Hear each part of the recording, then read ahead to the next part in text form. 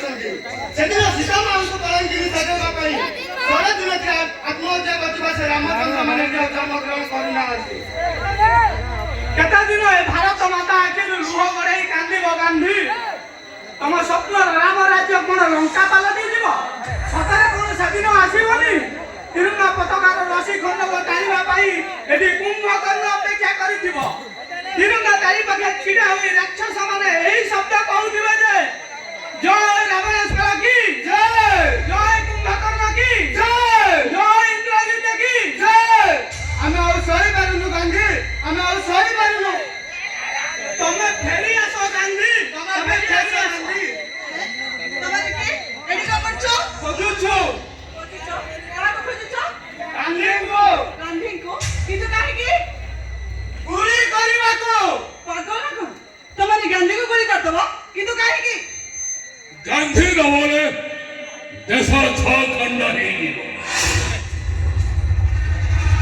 ମୁସଲମାନ ଅଲଗା ହେଲେ ପାକିସ୍ତାନ ତିଆରି ହେଲେ, ଖଲିଫା ମାନେ ଅଲଗା ହେଲେ ଖଲିସ୍ତାନ ତିଆରି କରିବେ, ତେଲୁଗୁ ଅଲଗା ହେଲେ, ବଙ୍ଗାଳୀ ଅଲଗା ହେଲେ, ଆର୍ଯ୍ୟବତର ସପରିବାର ମାନଙ୍କୁ ଦୁର୍ବଳ ହୀନ ବୀର୍ଯ୍ୟ କରିଦେବ ସେ ଗାଳିଦେବ ସେ ଗାଳିଦେବ ସେ ଗାଳିଦେବ ସେ।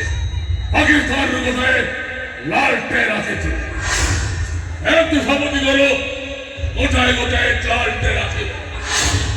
ଯୋଉ ଟେନ୍ ଭିତରେ ଥିବ ହିନ୍ଦୁ ଭାଇମାନଙ୍କର କଟା ହାତ, କଟା ଦେହ, କଟା ମୁଣ୍ଡ, କଟା ମୁଣ୍ଡ, କଟା ମୁଣ୍ଡ, କଟା ହିନ୍ଦୁ ମା ଭଉଣୀମାନଙ୍କର କଟା ଛାତି, କଟା ସ୍ତନ, ଧର୍ଷିତ ଶରୀର। କୁଆଡ଼େ ଗଲା କୁଆଡ଼େ ଗଲା ସେ ଦୁର୍ବଳ ମସ୍ତିଷ୍କ? ଓହନ୍ତା ମୋତେ ସେ ଗାନ୍ଧୀ ଦରକାର। ଗାନ୍ଧୀର ଢେର ଭାରି ଢେର ଭାରି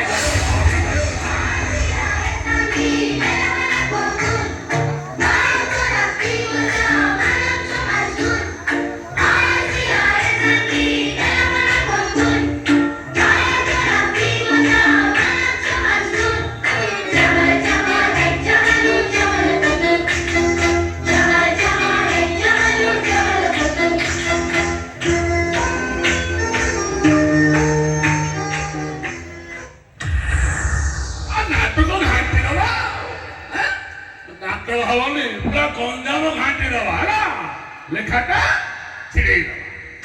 ଆଉ ପେନ୍ସିଲ ସରିଲାଣି ପାଠ ଘୋଷା।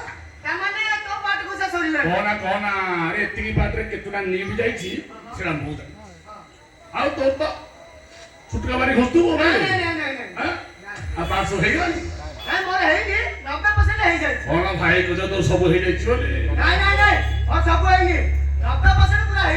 ଆଉ ଭାଇ ଭାଇ କଣ କହିବା? ଭାଇ ତ ସବୁ ହେଇଯାଇଥିବ। ଭାଇ ସବୁ ହେଇଛି ନା?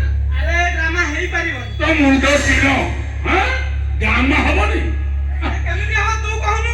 ଆଜି ଦାମା ଥିଲେ ସାମା ନାହିଁ, ସାମା ଥିଲେ ଦାମା ନାହିଁ। ଏ ଡ୍ରାମା ହବ କେମିତି? ଆରେ ନାହିଁ କି ଗାଣ୍ଡୁଆ ନାହିଁ, ଗାନ୍ଧୀ ପାଠ କରିବ କିଏ? ଆଉ ନାଥୁରାମ କାହାକୁ ଗୁଳି କରିବ? ଗାଣ୍ଡୁଆ ନାହିଁ। ନାଥୁରାମ ଉପରେ ରକ୍ତ ମୋହାଇକି ଅଛି। ଗାନ୍ଧୀ ମରିବା ନିହାତି ଦରକାର। ପାଠ ଜାଣିଛୁ ନା? ଗାନ୍ଧୀ ମରିବା ନିହାତି ଦରକାର। ତୁ ଶହଟି ମରିବା ନିହାତି ଦରକାର। ଏ ଶହଟି ଗାଣ୍ଡୁଆ ତ ନାହିଁ, ଗାନ୍ଧୀ ବାଟ କରିବ କିଏ? ତୁ କିଛି ଖବର ରଖୁନ ନା କଣ? ଗାଣ୍ଡୁଆ କଣ ଅଛି? ଗାଣ୍ଡୁଆ ପୁରା କପିଳାସରେ ୱାଣ୍ଡରଫୁଲ କଲାଣି। କାଲି ପଚାର ଯାଇଥିଲା ନମ୍ବର ଆମେ ବହେ ପେଇଛି। ଆସିକି ଗୋଟେ ପଲିଥିନ ପ୍ୟାକେଟ ଦେଖଉଥିଲା। ମୁଁ କହିଲି ଶଳା ମରିବୁ, ଏଇନା ପହଞ୍ଚ ହେଇଯିବ। ମୁଁ କଣ କରିବି?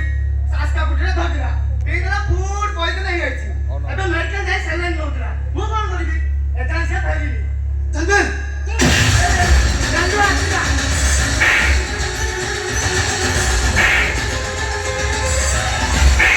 ଗାଣ୍ଡୁ ଗାଣ୍ଡୁ ତୋର ବହୁ ଆଇସ ଏବେ ତୋରି କଥା ପଡିଥିଲା। ଗାଣ୍ଡୁଆ ଏ ମହାଲ ବାଣ୍ଡା କିଏ କି ରେ? ये भारत राष्ट्रपति। तो बोऊ न जानिक तो गांडुआ रखिछ अरे भारत राष्ट्रपति महामहिम द्रौपदी मुर्मू ଏ ଶହେଟି ତାଙ୍କ ନାତି ओ सरके डालियो बत्ती ଭାଇ ଏ ଶହ ବହୁତ ବଡ ବଡ କଥା କହୁଛି कौन कहूची ସାଇ ସାରା ଲୋକ ଚାନ୍ଦା ଦେଇ ସାରିଲେଣି ଏଯାଏ ଚାନ୍ଦା ଦେଇନି ओ हेलो भाई भाई मां चांदा देना ଚାନ୍ଦା ଦେବା ପାଇଁ ଟଙ୍କା ନାହିଁ ଆଜ୍ଞା। टोका नहीं दाना नो ना स्कूल पिंधारे चिकेन खांटू ना पिला नाई को कोना दो ना चांदा काई दो ना ଆଜ୍ଞା आज्ञा करो ना कौन कले के ଭାଇ ଏ ଶହ ଯେତିକି ଭଦ୍ର ଦେଖାଯାଉଛି ସେତିକି ଭଦ୍ର आओ ତମ ଆଗରେ ଧନ ସାଗ କରି ଭିଡି ମୋଡି ହଉଛି ସେଠି ସାଇ ଲୋକ ଆଗରେ ଗୋଖର ଭଳିଆ ଫଳ ଦେଖୁଛି ଲୋ ବାପ ଖାଲି କଣ ସେତିକି ଚାନ୍ଦା ଦେବାକୁ ମନା କଲା ପୁଣି ତମକୁ ସଦିଲା କଣ ହେଲା ଇଏ ଆମ କହ୍ନେଇକୁ ସୁଧିଲା ମିଛ पाड़ गुच्चो ଅଲରା ମିଛ ଶହେ ଯାହାର ନାଁ ଶୁଣିଲେ ରାଜଧାନୀକୁ ଜ୍ୱର ଆସେ